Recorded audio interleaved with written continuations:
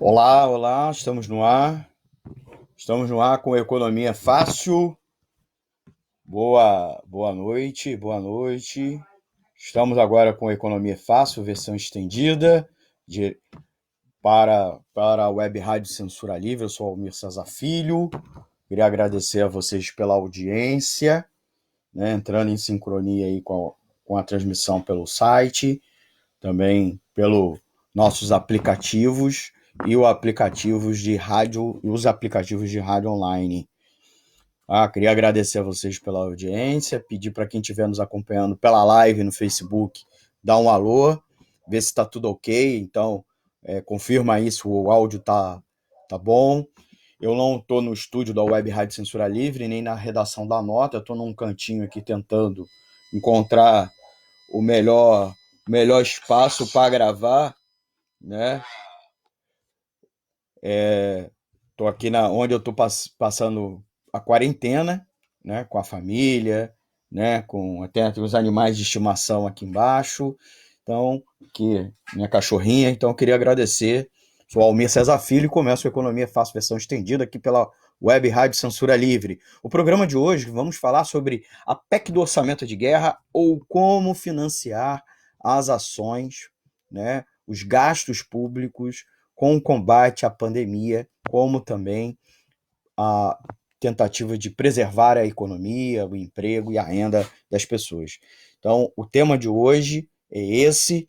Você pode mandar mensagens com dúvidas, críticas, sugestões, formule a sua pergunta.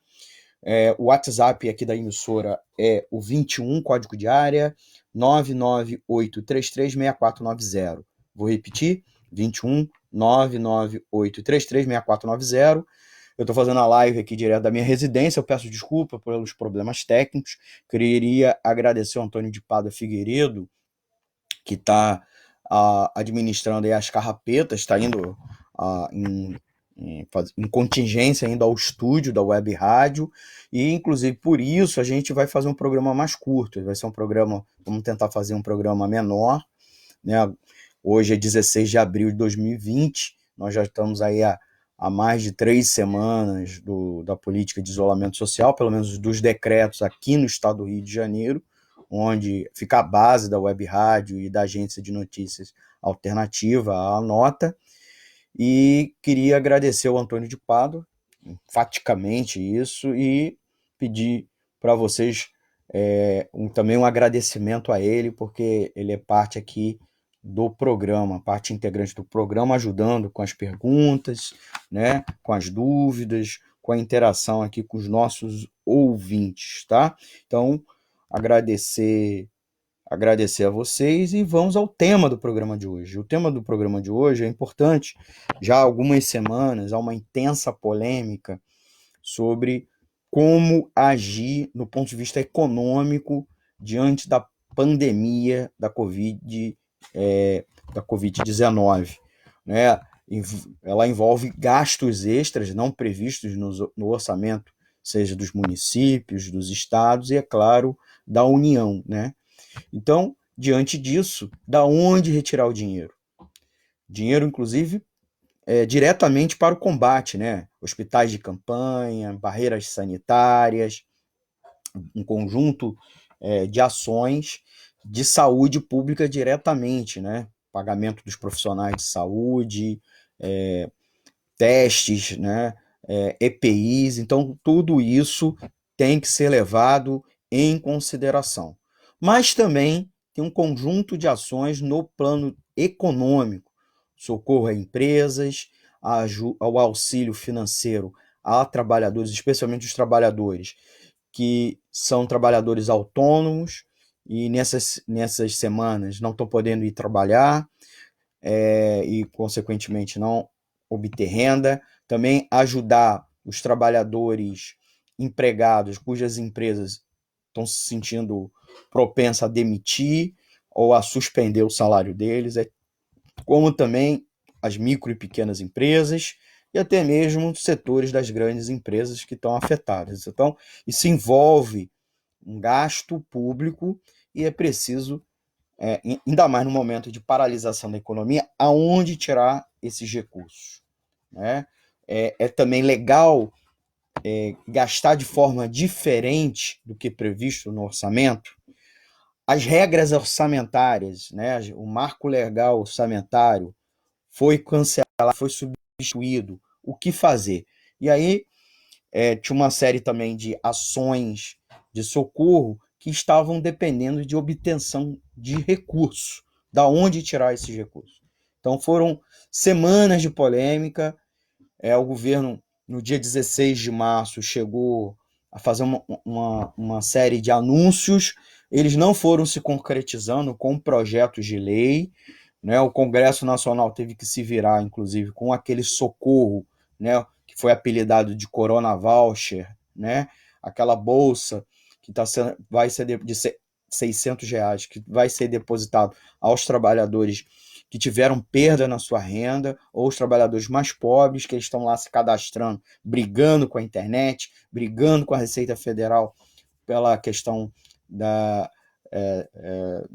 validade do seu CPF, e aí demorou, o governo não enviou a proposta, o Congresso votou, inicialmente era uma proposta só de R$ 200, era importante frisar, e aí o governo acabou não enviando nada. O Congresso tirou da gaveta uma proposta de um dos deputados, inclusive um deputado da esquerda, né? Nem era do Centrão, muito menos da base diretamente do bolsonarismo, votou essa proposta e o governo rateou ainda mais 2 semanas e meia para começar a operacionalizar. Inclusive, demorou 1 semana e meia para sancionar, uma coisa que o Congresso, em menos de 1 semana, votou, nas 2 casas do Congresso, certo? E olha que nós estamos num período de isolamento social, o Congresso está funcionando praticamente com reuniões e votações virtuais, e o governo até hoje não pagou. Está pagando começou a liberar, mas de uma parcela que não representa nem 10% do público beneficiável, né? Não estou nem falando dos beneficiados em si, mas do público que se projetava ser possível de receber esse benefício, tá bem? Então, diante disso, você tem também esse gasto. Por sua vez, os estados acabaram pressionados pelo empresariado a conceder suspensão de cobrança de tributos. Então, vários tributos, como também está tendo atraso, né? Você está com a política de isolamento social, e aí começa também um outro imbróglio, que talvez a gente precise entrar antes da questão do próprio orçamento de guerra, que eu acho que é uma armadilha. Já falei há várias semanas aqui, na versão estendida do Economia é Fácil, como também na versão reduzida que vai ao ar durante o programa Boletim Censura Livre de manhã, né? Mais ou menos às 8h30 da manhã, o programa começa às 8h, eu entro na segunda meia hora do programa. É preciso frisar que há um jogo de empurra, o governo federal não quer assumir o ônus do lockdown, da paralisação da atividade econômica. Mesmo que seja a grande recomendação da OMS, Organização Mundial de Saúde, como principal medida, né, para inclusive viabilizar o isolamento social, que é a grande medida de saúde pública, para desacelerar a contaminação, para permitir que os sistemas de saúde deem conta de atender as pessoas, os casos mais graves da Covid-19, como também permitir à ciência tempo suficiente para descobrir tratamentos eficazes, remédios e principalmente desenvolver vacina, como também permitir um tempo mais gradual de contaminação da população, inclusive para gerar a chamada imunidade de rebanho. A imunidade de rebanho não é uma tese científica que tem algumas controvérsias em torno dela, não vou entrar, mas a justificativa plausível é que ela, para ser eficaz, ela tem que ser gradual, ao contrário do que alguns dos líderes populistas da extrema-direita defendiam, que era permitir as pessoas se contaminarem, porque em alguma medida as pessoas vão garantir logo a sua imunidade, né? Elas vão desenvolver imunidade de maneira natural, né? Biológica, e não via medicina, ou a biologia. Então não é assim, imunidade de rebanho gradual. Isso inclusive é enfatizado nos relatórios do FMI, da do Fundo Monetário Internacional e da OMC, Organização Mundial de Comércio, que enfatizam que é importante ter a medida de isolamento social para permitir a retomada depois da economia mais rápida. Porque se o impacto do isolamento social, né, o isolamento social dá um impacto rápido na economia, né, de paralisação, de empurrar para baixo, de recessão até, que é o crescimento negativo do PIB, do Produto Interno Bruto. Por outro lado, ele permite, não só do ponto de vista da saúde pública, mas depois, uma retomada da economia mais rápida, porque vão ter menos casos mais para frente e não vai ter segundas e terceiras ondas de contaminação. Né? Então, você achata a curva e impede o surgimento de segundas curvas. Isso está no relatório da OMC e do FMI, que não são comunistas, ao contrário, são as principais instituições do capitalismo global. Seus diretores, como seu corpo de gerentes, são pensadores do patronato internacional, dos bancos, das grandes corporações, das instituições públicas que tem penetração do mercado financeiro, etc. Então, é essa a recomendação. E dos 147 países que estão adotando, que estão tendo casos da Covid-19, causado pelo novo coronavírus, 142 países estão com medidas de isolamento social pleno, inclusive coordenados pelo seu governo nacional, não apenas pelos governos locais e regionais. O Brasil é, infelizmente, uma das exceções. Está acontecendo a medida de isolamento social pela iniciativa dos prefeitos e dos governadores dos estados, sem uma grande coordenação nacional, principalmente na parte de lockdown, pelo governo nacional. Né? O que há é uma ação parcial de coordenação do Ministério da Saúde sobre o sistema de saúde dos estados e municípios, tá? Por sua vez, a ação realizada pelos próprios governadores. É isso. Então, queria enfatizar, negritar que o Brasil é uma exceção. A outra exceção é ter um setor do empresariado indo às ruas protestar contra o isolamento social e exigir do governo e arregimentar, inclusive, setores dos trabalhadores para furar o isolamento social ou mesmo revogar os marcos legais, as leis, os decretos que estão estabelecendo o isolamento social. Nós somos uma exceção, tá? Tem um caso aqui e ali, o caso dos estados, alguns estados dos Estados Unidos, os norte-americanos, até porque o Trump é ambíguo do ponto de vista da coordenação nacional do lockdown, né? Mas o Brasil é a exceção. E aí dá para dizer o seguinte, muitos bolsonaristas, muitos do fã-clube, em alguma medida até bolsominions, e aí me desculpe porque é assim que são referidos, e cada vez mais começo a achar que é verdadeiro essa expressão, pela desconexão com a realidade, acham que é uma conspiração contra Bolsonaro. É aqui feita pelo Centrão, liderado pelo Rodrigo Maia, pelos governadores, para empurrar uma recessão de maneira artificial para que o colo do Bolsonaro. Aí eu vou dizer a vocês, aí é uma conspiração que envolve a OMS, que muitos estão dizendo, inclusive, que o diretor era comunista, uma loucura, mas é uma conspiração que envolveria a OMC, Organização Mundial do Comércio, o FMI, que envolveria governos de centenas de países, que envolve empresários e empresas transnacionais, que envolve instituições, inclusive financeiras internacionais. É de uma loucura isso. É de loucura. Então, isso não é conspiração ou teoria conspiratória. É surto psicótico. Mas eu não atribuo isso à loucura de todos, é uma loucura coletiva, que está ligada a um contexto infeliz no nosso país. O nosso país é uma exceção porque o nosso país foi uma das últimas nações a abolir a escravidão, assim, com um delay dos nossos vizinhos, com um atraso dos nossos vizinhos, de quase meio século. Então, quando os nossos vizinhos aqui na América do Sul já tinham abolido há 50 anos a escravidão, tá? Nós fomos abolir a nossa. E ainda muito mal, porque nós não pagamos indenização aos escravos. E mais, nós não fizemos reforma agrária. Então, a estrutura patrimonial que garantia a escravidão, que fazia os estabelecimentos econômicos, o modelo dos estabelecimentos econômicos do Brasil era o latifúndio, e continua sendo.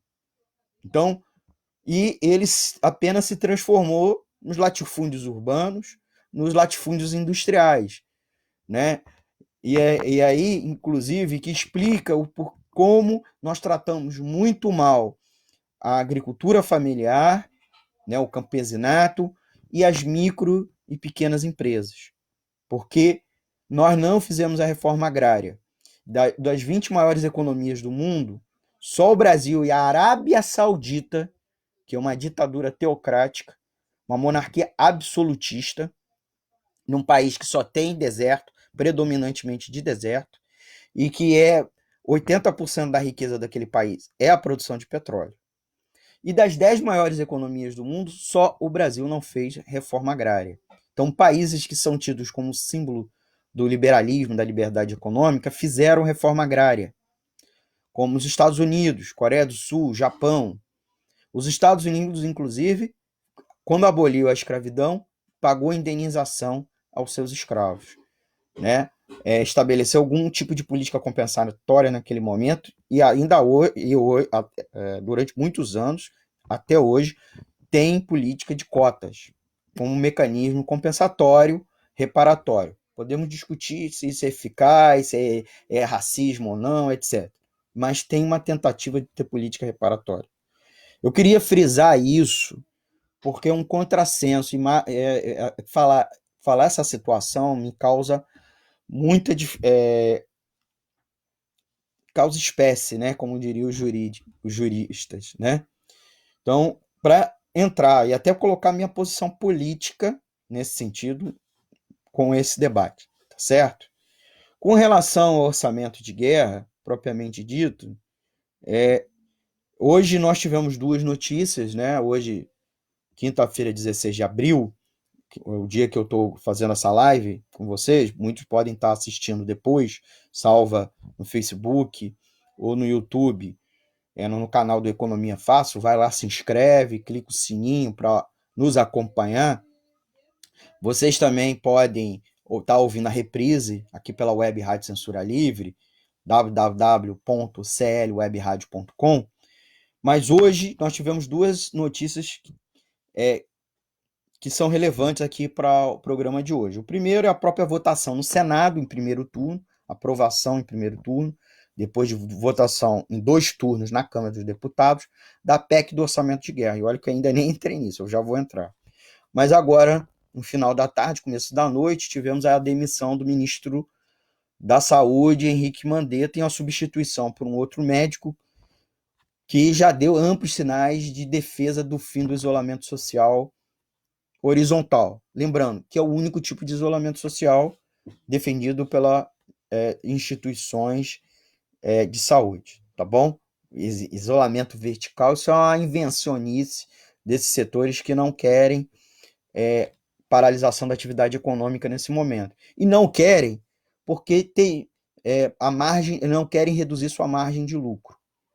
Não é à toa que e assumem esse discurso feio, essa cara feia, o capitalismo brasileiro de cara feia, porque como tem margens de lucro mais comprimidas, diferentemente até dos bancos, que fazem de maneira avergonhada, né? Estão até doando, fazendo doações para os setores pobres, para eles não irem à rua se expor com trabalho. O setor do capitalismo de cara feia do Brasil, né? Esse empresariado que assume a camisa de herdeiro da escravidão e do latifúndio, né? Ele tem margens de lucro comprimidas e tem medo de perder ainda mais, né, a sua taxa, ter perdas na margem de lucro. Então, nesse momento, que era um momento para tudo, para preservar, inclusive a economia, para preservar a economia, se deve parar tudo. Mas eles não conseguem, porque eles não têm gordura para queimar nesse momento. Porque aí nós poderíamos parar a economia e pensar em ajudar os trabalhadores autônomos e os microempresários. Mas não. E diferentemente dos banqueiros, eles não têm poder de fogo para exigir o controle sobre o orçamento público, ampliação do endividamento público, mecanismos de transferência do Tesouro Nacional, da riqueza do Tesouro Nacional, para os bancos, né? Como os bancos fazem. Então, esses empresários, né, bolsonaristas, que são o extrato intermediário do empresariado brasileiro e a camada de baixo da alta burguesia, né, não tem força para isso e aí prefere fazer carreata, fazer fake news na internet, plantar o terror e pressionar o governo Bolsonaro a suspender o lockdown, a paralisação da economia, tá bom? Então é nesse marco que nós estamos.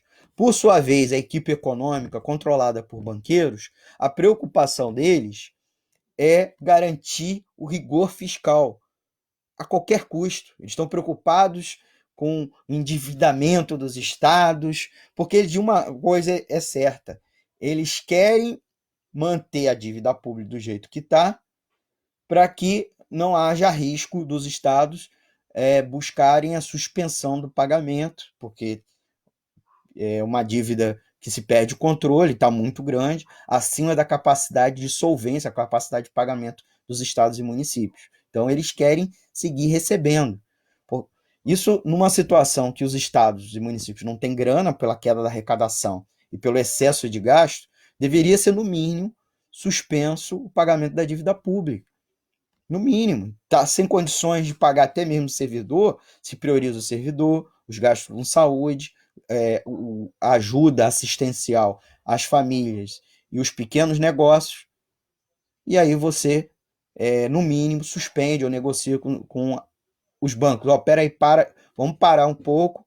Os caras tiveram lucros recordes nos últimos 5 anos, mesmo com a crise econômica. Os 2 anos de recessão, 2015 e 2016, eles registraram recordes nos lucros, quando as empresas estavam falindo. E em 2017, 2018 e 2019, segue a trajetória de recordes no lucro deles. A gente sabe que talvez 2020 eles iriam ter problema, porque a economia passava por uma desaceleração, ao contrário do que diz Paulo Guedes, ministro da Economia, e o Bolsonaro. Bolsonaro hoje falou que a economia estava decolando no final do ano passado. Mentira, gente. Os indicadores econômicos estavam dizendo isso. O próprio se aventava a demissão do Paulo Guedes, né? Então, Bolsonaro dizer que a economia estava decolando, isso é mais um fake news, é um discurso para tentar enganar os desavisados e o fã-clube dele. A economia estava mal em janeiro e fevereiro, os dados estavam provando isso. Estávamos passando por uma desaceleração. Claro, por fatores internacionais que ainda não tinham a ver com a Covid-19. Na verdade, a economia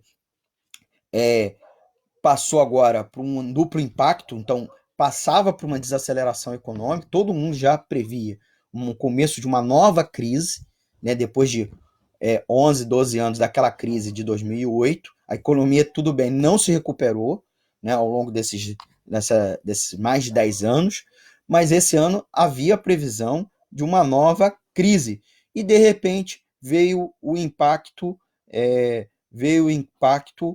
da Covid-19, da pandemia, né, maior talvez até que a pandemia que o mundo vivenciou lá na gripe espanhola em 1919, né, para sepultar de vez o mundo tinha passado por uma guerra mundial, sua primeira grande guerra, sua guerra mundial, né? Então veio a pandemia. Dá até para dizer, e muitas pessoas estão apontando, que tal como a pandemia da gripe espanhola 19 foi possível pelo caos econômico e social gerado pela guerra mundial, pela primeira grande guerra, é possível que a pandemia de Covid-19 também tenha sido ocasionado pelas circunstâncias estruturais dessa crise econômica que estamos vivendo, mundial que estamos vivendo agora, tá bom? Que o Brasil, com certeza, vivenciava, porque nós estamos aí há 3 anos de crescimento medíocre, patinando, e mesmo os sinais de aquecimento em alguns setores da economia no ano passado eram muito localizados, especialmente no mercado financeiro, totalmente desconectado da geração de emprego, do lucro das empresas, do próprio lucro das empresas, do setor produtivo. Setor financeiro não, registrando altas sucessivas, tá bom? Tomando uma aguinha aqui, queria aproveitar, muita gente mandando zaps, e o Antônio também fica monitorando alguns zaps, né? O WhatsApp da nossa emissora, que é o 21 99833 6490, tá? Então manda a sua pergunta. Já estamos aí encaminhando aí para a segunda parte. Rapidinho, eu queria saudar alguns ouvintes que estão na escuta. O Márcio Silveira da Silva, a jornalista Selma Araújo, a Sara Uchoa, um beijo, Sara. A Cleonice Ribeiro, o professor Eduardo Serra, o jornalista Paulo Faustino, a Estela Kiss, a Aline Porto Dornelles, o comentário aqui da Aline Porto Dornelles. Nenhum governo fez a lição de casa bem feita, uma reforma agrária verdadeira. É isso mesmo. Por isso, nós vivenciamos essa situação do Brasil. O Nelson Tech, que é o novo ministro da Economia. Eu falei a demissão do Mandetta, mas não mencionei o nome do novo ministro.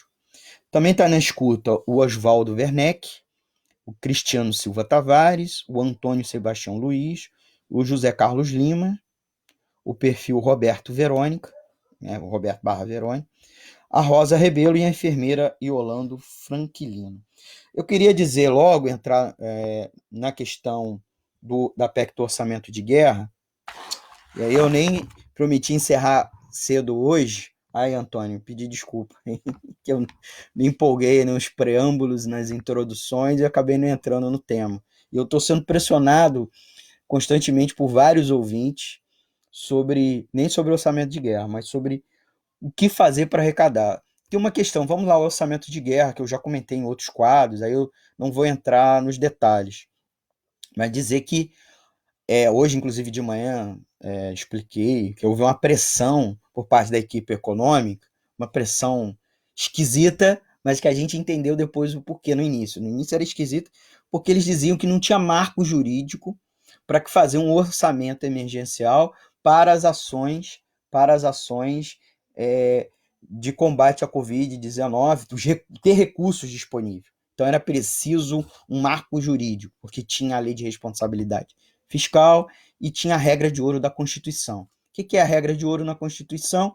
É aquela regra que estabelece que o governo não pode se endividar, não pode emitir título para cobrir custeio, tá? Ele pode emitir título para cobrir investimento, gasto com investimento com gasto de capital. Isso é o que é previsto na Constituição. Claro que o que os caras fazem? Os cobrem os déficits com a emissão de títulos, tá? Títulos é o quê? Eu pego dinheiro emprestado nos bancos, eu vendo títulos que são remunerados com juros, inclusive boa parte deles com a Selic, que é a taxa básica, que curiosamente é a taxa que o Banco Central, que é um banco do governo, um banco público, empresta para os bancos emprestarem para as outras pessoas. Então olha que coisa maluca. O governo é o maior tomador de empréstimo, via Tesouro Nacional. Por outro lado, o governo, via Banco Central, é o maior emprestador. Isso gera uma ciranda financeira, tá? Na qual a penalidade é do público, do contribuinte, tá? Porque a gente empresta por banco mixaria e acaba tomando emprestado. Então, e tem mecanismo de verdadeira agiotagem, na qual você paga apenas os juros, não consegue pagar o principal do título da dívida. Títulos da dívida antigos que já foram pagos mais de uma vez, né? Você tem vários mecanismos de privatização da dívida pública, e é por isso que a Constituição de 1988 tinha previsto textualmente a realização de uma auditoria, coisa que nunca foi feita. E existe um movimento social, uma frente única, de que reúne vários movimentos, melhor dizendo, que é o movimento Auditoria Cidadã da Dívida, que analisa a dívida e recomenda a suspensão e a auditoria. Mais é a auditoria, na verdade, do que a suspensão da dívida pública, né? Para tentar limpar a dívida, diminuir o tamanho dela. Eu, na prática, defendo o não pagamento, certo? Que é um mecanismo canalha, agiota, e agiota não se paga. A agiota se manda para prisão, certo? O Brasil tem uma lei contra a agiotagem. Então, só para colocar, tá? Outra coisa, com esse tipo de dinâmica, eu mostro para vocês que o orçamento público, o gasto público, a arrecadação pública, não é uma família, que é um outro mito inventado constantemente, repetido, um mantra da grande imprensa com a armação do mercado financeiro, né, e com a conivência da equipe econômica. O orçamento público não é uma casa, porque o mecanismo de arrecadação não é o mesmo, né? O poder público, ele emite moeda, ele é emissor de moeda, diferentemente de uma família, tá?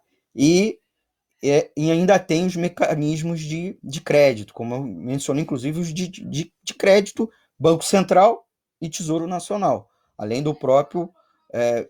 Então, não é casa, não é casa, certo? É igual comparar a biologia de um porco com a biologia de um ser humano, certo? Ou até pior, comparar a biologia de duas espécies totalmente, uma árvore com um ser humano, tá? Seria isso. Os dois são seres vivos e existem no planeta Terra, mas é diferente, tem conexão, né? Inclusive biológicas várias, mas não é a mesma coisa, tá certo? E aí, o que está acontecendo? O governo disse que precisava criar um orçamento paralelo para não comprometer o orçamento desse ano. Só que o STF já tinha dado sentenças suspendendo a lei de responsabilidade fiscal e a regra de ouro, até pelo decreto de calamidade pública e as várias leis que foram sancionadas. E estabeleceu também uma sentença permitindo os estados suspender alguns pagamentos à União, que por sua vez a União fazia o pagamento dos títulos das dívidas dos estados. Então, já estaríamos sobre um regime fiscal diferente, sem precisar de uma emenda constitucional. E veja, é uma emenda constitucional que é tramitado em regime especial de tramitação no Congresso. Você está alterando definitivamente a Constituição, certo? Isso é uma canalice. E é óbvio que a gente descobriu por quê. Porque os caras estão metendo nos jabutis. O que é o jabuti? No jargão político, né? Aquela história. Um jabuti, quando está na árvore,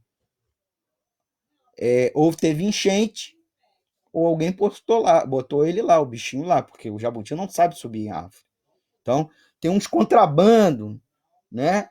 Tem umas armações que foram colocadas ali dentro, não para encher linguiça, na verdade, mas mesmo para passar, ninguém ver e depois se efetivar para beneficiar alguém.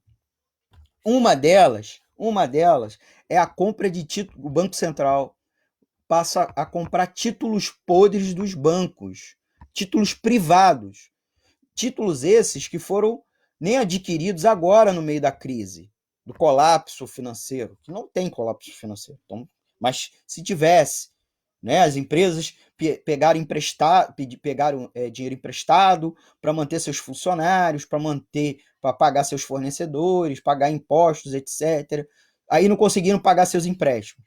Aí o próprio Tesouro salvaria, ou diretamente, ou via Banco Central, salvaria. Não é isso. Ele está comprando empréstimos na qual um levantamento feito pelos auditores fiscais são títulos, são empréstimos de 15 anos atrás, coisa que a economia estava muito bem, obrigado. E aí está sendo comprado por quê? Porque o banco não está conseguindo executar essa empresa, ou é crédito com difícil recuperação, que se vire o banco, o risco era o risco do banco. Capitalismo envolve risco. O que legitima o lucro é o risco de prejuízo. Porque se fosse assim, se toda vez você tem que socializar o prejuízo, então que se socialize o lucro também, certo? Então, se estatize as empresas, estatize o lucro das empresas, não só quando elas têm perdas, inclusive os bancos. E os bancos são os primeiros a serem socorridos. As empresas não estão desesperadas, falindo, e por conta disso entraria. Então, passa a legitimar uma operação de compra de balcão, sem regulamentação, certo? Compra de balcão, de debênture, que são esses títulos que os bancos, não são nem empréstimos, são debêntures. Debênture é quando uma empresa não consegue pegar emprestado do banco para fazer investimentos, e aí ele empresa, emite título, né, na qual fundos de investimento compram, para como se fosse aí sim emprestar. Isso é um aporte, né, não um empréstimo, um aporte de recursos na empresa. E aí os fundos de investimento, muitos dos quais estão sob controle dos bancos. Eles compraram porque quiseram, certo? Tal como eles compram ações de empresa.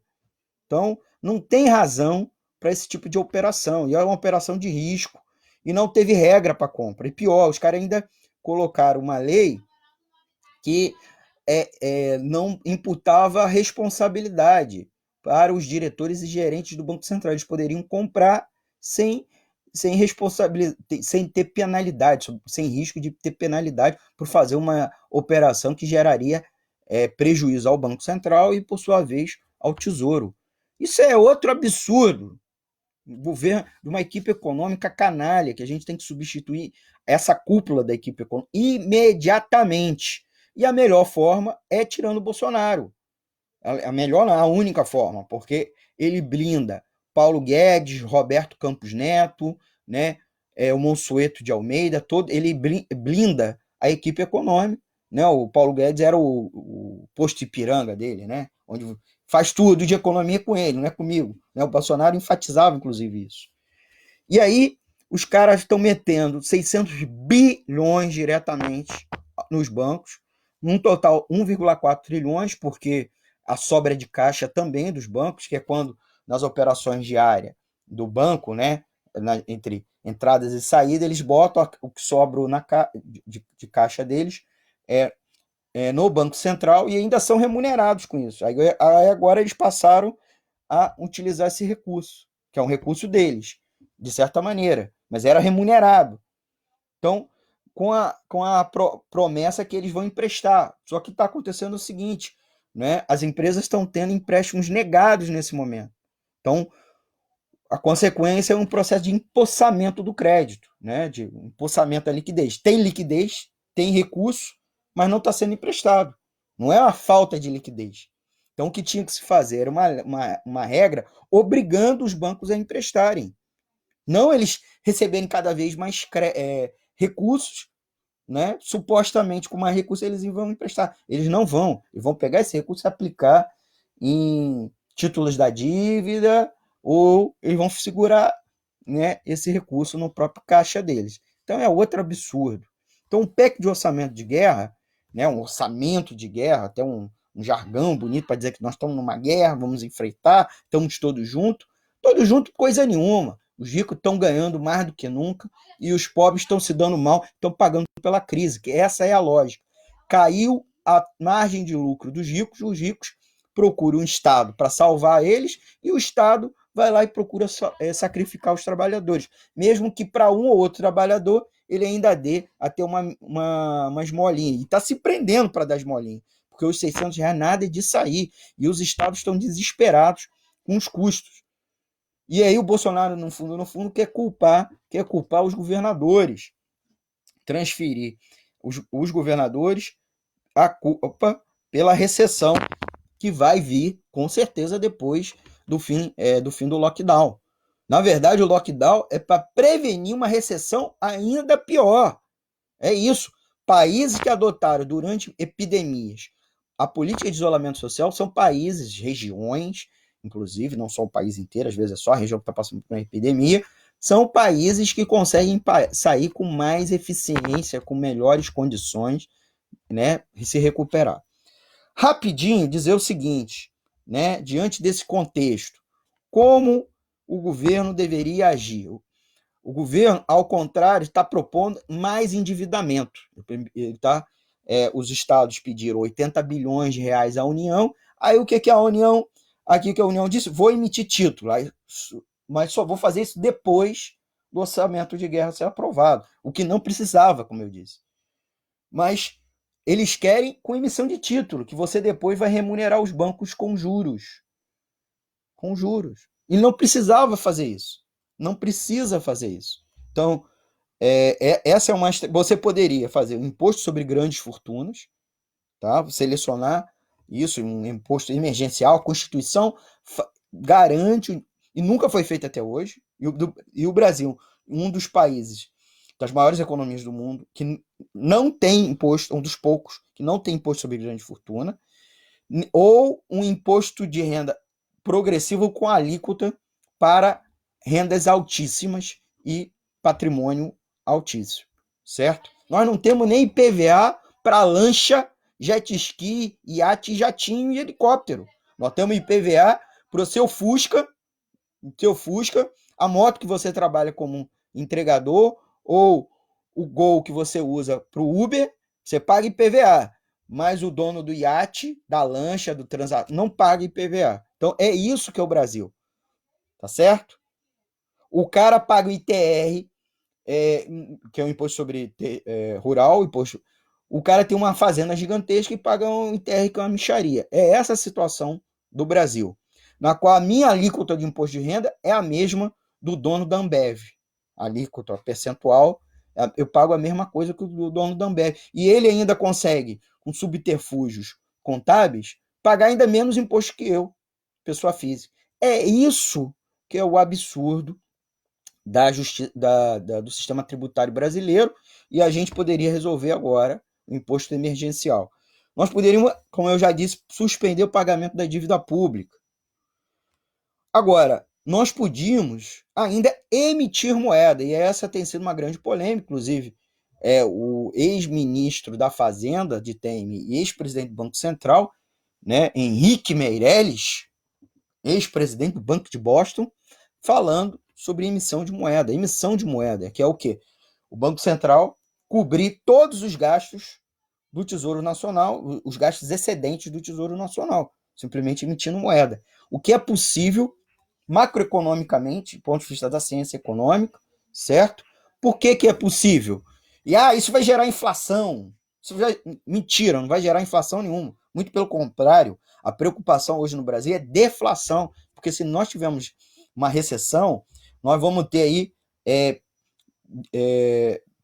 que é terrível, o pior dos mundos é a deflação, muito pior que a inflação alta, uma hiperinflação, muito pior, deflação, porque cai os ativos, certo? E aí o valor das coisas diminui, as pessoas podem até ter produto nas prateleiras, mas as pessoas não têm renda para comprar esses produtos. E aí o preço abaixa desse produto, aí o faturamento das empresas abaixam, né, porque o preço abaixou, por sua vez, elas não têm condições de pagar aos seus fornecedores e aos seus funcionários. E aí você tem um efeito em uma espiral descendente de preços e renda na economia. Então o governo poderia emitir moeda para pagar, tá? Sem gerar inflação nenhuma, porque o problema agora não é de demanda aquecida na economia, é de demanda desaquecida na economia. Então ele poderia cobrir esse gasto excedente com emissão monetária, como os Estados Unidos estão fazendo. Veja bem, lá a pátria do Trump, o parça do Bolsonaro, o ídolo do Bolsonaro, né? O mito tem um ídolo. I love you, certo? Os Estados Unidos estão fazendo isso. O Brasil pode e deveria fazer isso também, para cobrir as suas despesas, certo? Agora, eu falei uma série de medidas. Qual é a lógica do mercado financeiro brasileiro, diferentemente do mercado financeiro norte-americano? Aqui eles querem títulos da dívida pública, então eles vão fazer essa corrida, obrigar a União a emitir títulos.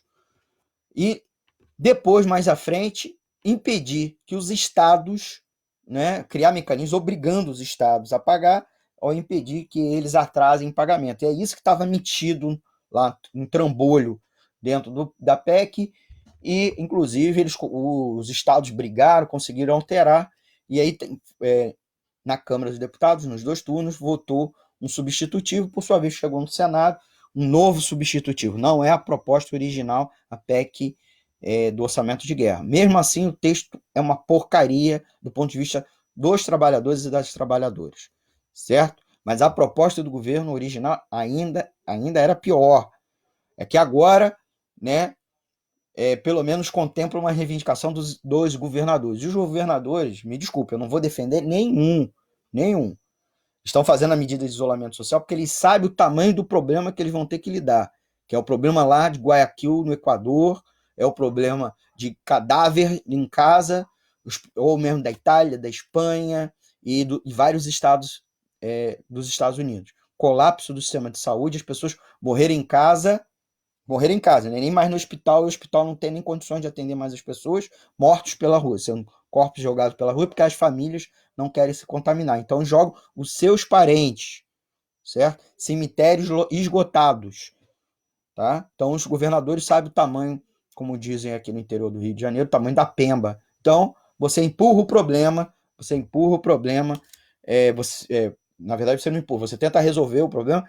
E aí a questão fiscal, como os estados não têm como emitir moeda, emitir títulos da dívida, eles empurram para a União. E aí a União não quer assumir essa responsabilidade. O governo Bolsonaro não quer assumir essa responsabilidade e aí tenta voltar o problema para os estados, inclusive criando uma acusação que os governadores, muitos eleitos junto com ele, em chapas parceiras, né, estão conspirando contra ele. No fundo é porque os estados sabem que o problema de saúde vai cair no colo dos governadores, mas a economia vai cair no colo do Bolsonaro. E o Bolsonaro não está preocupado com a vida das pessoas, está preocupado com os empresários deles e depois com a questão da recessão. E aí o Paulo Guedes não quer romper, né, com o receituário ultraliberal que ele é fanático.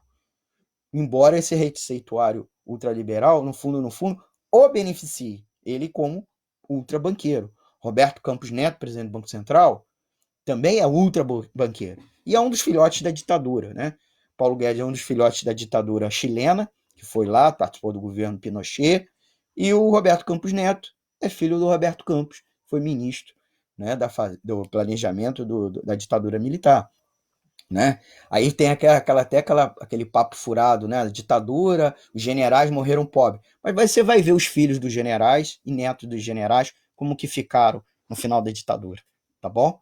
Porque tem uma coisa que se chama laranja e a família Bolsonaro sabe muito bem disso, certo? Né? O que é a história dos laranjas? Né? Eu não tenho nada no meu nome, né? Na hora de fazer a declaração para a Receita Federal, para o TSE, mas um monte de gente minha aí, certo? Né? Coisa de máfia, né? Não vou entrar em detalhe aqui, preservando a minha vida, mas é isso que a gente sabe, certo? Para encerrar o programa, queria agradecer aí mais alguns ouvintes, a Sônia Maria Gomes, o Dirley Santos, a Maria Patti Mariano, a enfermeira Sandra Eiras, de Pádua, Santo Antônio de Pádua, interior do Rio de Janeiro, o Carlos Rocha, o Jorge Pomponetti, a Silvia Mansur, o Marco Schultz, a Alzim Maria Raveducci, a Marluce, o Roberto Baeta, o Cristiano Bumac, o Álvaro Amâncio, a Rosane Figueiredo e o Macedo Américo. Gente, O programa, vou encerrar o programa, tá? Queria pedir a vocês sempre aquele apoio para difundir o programa para mais pessoas, compartilhe a live do Facebook na sua página pessoal e em grupos, tem como compartilhar em outras mídias, né? Então compartilhe também pelo WhatsApp. Esse programa vai subir lá para o canal do YouTube, tá legal? Então você também pode compartilhar e clicar. Então aperte o like para fortalecer o projeto. E por fim, para esse programa ir ao ar pela Web Rádio Censura Livre, e aqui ser uma tribuna para a gente falar coisas que a grande mídia não se permite, porque ela está na mão dos banqueiros, né? Recebe dinheiro dos banqueiros e dos grandes empresários. A gente aqui não recebe, não tem anúncio publicitário, nem recebe patrocínio, mas recebe dinheiro de vocês. Então, existe uma vaquinha virtual no Apoie-se, apoie.se barra CL, de Censura Livre, né? CL, Web Rádio. Então, tem essa plataforma, vai estar aqui no card, em cima e embaixo, nos comentários. E também nossa conta no Banco Bradesco. Banco Bradesco, agência 6.666, conta corrente 5.602-2. O CNPJ, para vocês verem, o CNPJ do MEI da rádio. O MEI da rádio, tá bom? 32 954 696 barra 0001-81. Tá bom, gente? Muito obrigado. Doe qualquer valor para ajudar aqui a Web Rádio Censura Livre, para a gente pagar os prolabores, pagar os serviços de utilidade pública que sustentam a rádio, né, o que amparam a rádio, né, internet, água, luz, telefone, o aluguel do estúdio, da sala comercial que está o estúdio da Web Rádio Censura Livre. Esse dinheiro não é para mim, não é para fulano e ciclano da rádio, é para manter a estrutura da Web Rádio, tá bom? Né, pagar os técnicos, pagar...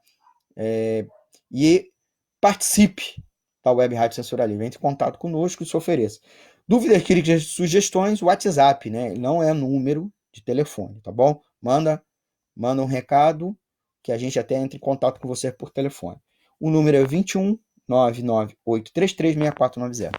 Tá beleza? Queria agradecer a vocês, encerrar um pouco antes nosso programa, até para ajudar o Antônio, que está lá no estúdio da Web Rádio Censura Livre. Queria agradecer a ele, muito obrigado. Agradecer a vocês pela audiência, tá? Aqui o Economia é Fácil, sempre tentando traduzir para a linguagem do trabalhador e da trabalhadora os temas mais importantes da economia. Nós estamos para encerrar, programas menores, né, por conta do problema até do isolamento social. Então, os próximos programas, nossa tendência vai ser menor, menos tempo, tá bom? Mesmo a versão estendida. E tem sugestões de alguns temas específicos, fora dos destaques do noticiário. Então, pode mandar aí a sua pergunta, né, seu tema que você quer que a gente explore, com vídeos temáticos, né, avulsos, que a gente vai fazer aqui, o Economia Fácil. Tá bom, gente? Então, muito obrigado. O nosso e-mail é economiafácil@gmail.com. Web Rádio Censura Livre, a voz da classe trabalhadora. A live se encerra, mas a gente volta para a programação, tá? Gravada. Então, corre lá para o www.clwebradio.com ou ouça a gente pelos aplicativos de rádio online e, é claro, baixando o nosso aplicativo lá na Play Store. A gente tem um aplicativo exclusivo, tá?